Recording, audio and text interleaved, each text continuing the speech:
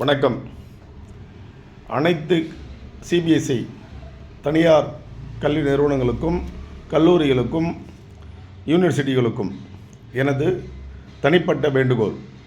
அதாவது அண்ணா யூனிவர்சிட்டி சம்மந்தப்பட்ட Thiruvalluvar university, Bharathiyar university, இப்படி யூனிவர்சிட்டிகளிலாக தனியாக இயங்கிக் கொண்டிருக்கின்ற தனியார்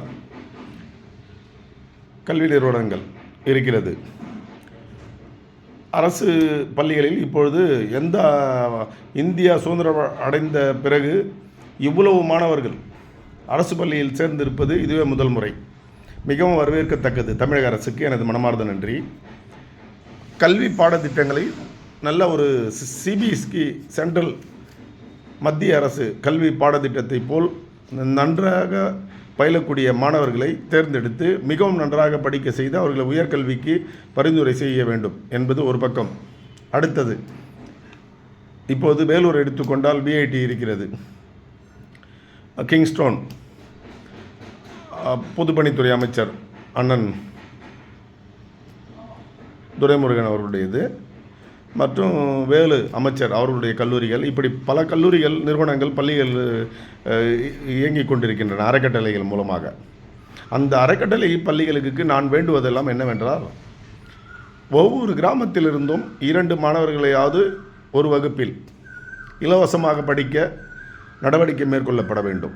எந்த ஒரு கட்டணமும் வசூலிக்காமல் அந்தந்த பகுதிக்கு எந்தெந்த பகுதியில் இருக்கிறதோ பள்ளிகள், அந்தந்த பகுதியில் ஒரு வகுப்பில் ஒரு மாணவர் என்ற விதமாவது நிச்சயம் எத்தனை வகுப்புகள் இருக்குதோ அத்தனை மாணவர்களை இலவச கல்வியை கற்றுத்தர அனைத்து கல்வி நிறுவனங்களுக்கும் நான் வேண்டி கேட்டுக்கொள்கின்றேன்.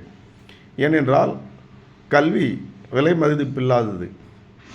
எனவே இந்த தொண்டு நிறுவனங்கள் மூலமாக வரக்கூடிய நன்கொடைகள் இவைகளை பயன்படுத்தி நடத்தக்கூடிய பள்ளிகள் இருக்கிறது.